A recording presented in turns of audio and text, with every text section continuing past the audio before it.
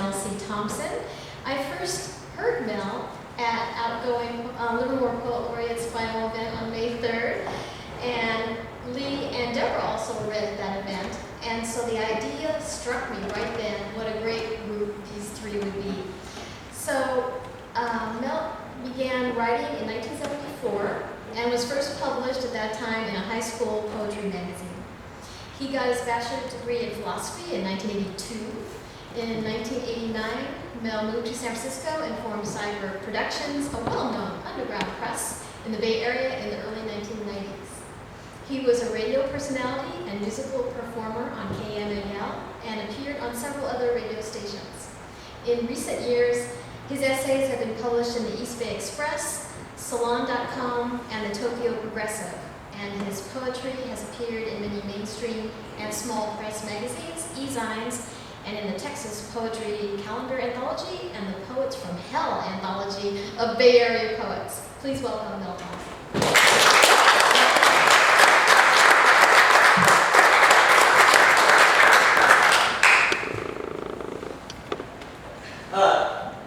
These are available for $2, and I just made these up. This is called Nightmare Poetry Boyfriend. And so I will read that title poem. Darling, I love you. Darling, I need a bed, some food, and some wine. Darling, I need a bed, some food, and some wine, much, much more than I love you. But when you consider my genius, surely you're honored to help. Oh, beloved, I see you have one bottle of that government-issued vodka made in those pristine labs in Finland. I cannot bear to ask you for it. Forgive me if you find it missing in the morning, along with a few dollars hidden in your dresser. Your investment will pay off one day. After all, I have mentioned you in my poems, written of you in my diaries. All of it will be archived and studied in major universities. True, my poetry is found a bit wanting for quality. But the great poets all wrote of me, what a scoundrel I was, how I stole their girlfriends, how I borrowed money and never paid back a cent of it. So long as their greatness stands, so long as they are remembered, I too will be remembered, and the historians could not avoid including a few of my poems in their chronicles, simply so the reader might comprehend a bit more of the moral monster who made great inroads with the upper crust of the art world only to be tossed into the abyss. It's not a very sturdy pillar to hang your pretty little hat on, but it's all we have for now. It's getting cold and dark out here. Would you mind opening the door? My ex-wife has kicked me out again.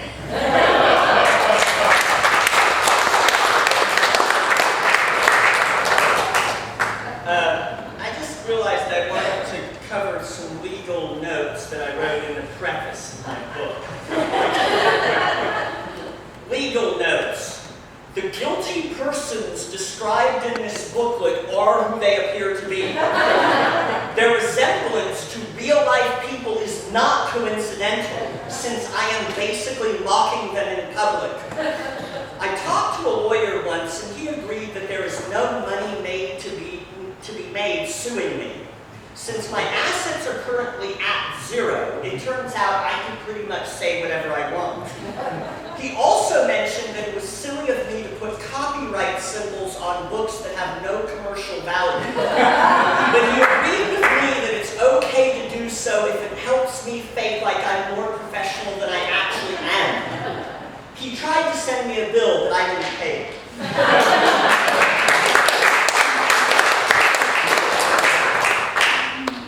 The limits of Western medicine. Still no hangover pill after all these years, huh, Doc? What good are you anyway? Hey, I want a morning after the morning after pill. What about a smoking pill that prevents lung cancer? What about a red meat pill that prevents cholesterol? Did you study night and day for a decade only to tell me that there will be no fun ever again?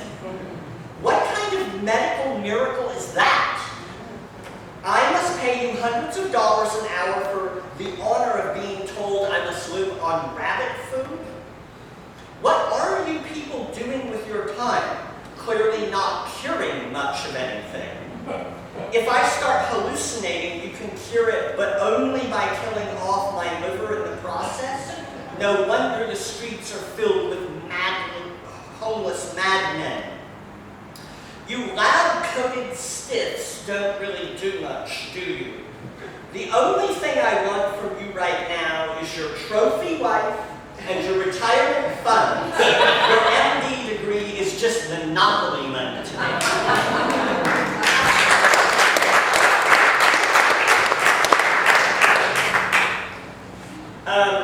All right, the people that know me know that you call me, even computer professionals call me when they can't figure out their computer. So it's not uncommon at home that I'm running 3 operating systems. I might be running Linux and Windows and Mac all in one day.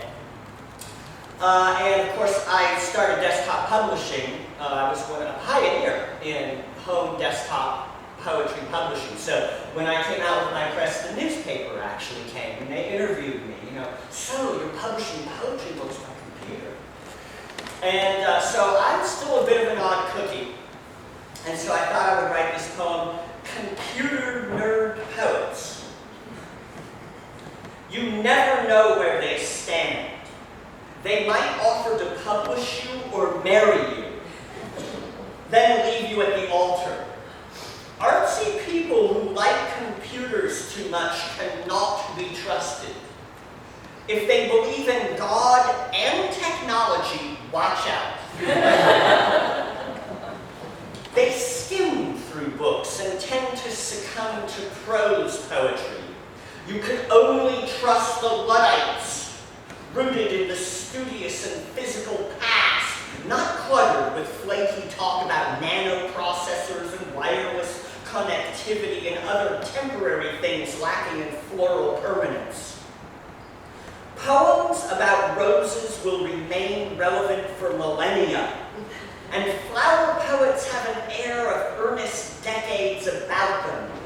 Ah, to speak of the curve of her waist, the smell of her breath, her delicate, slender fingers, anything but the miniature details of this era built on long strings of ones and zeros. And when the computer poet promises to publish you, he might just leave town before the next issue goes to press, leaving behind a scribbled goodbye note pinned underneath a beer bottle.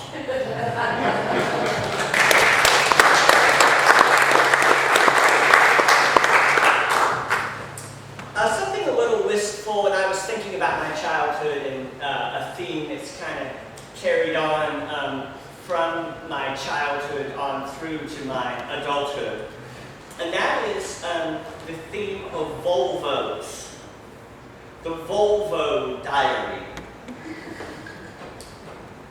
I had a teenage crush on Lori Brewer, and she drove a Volvo to high school.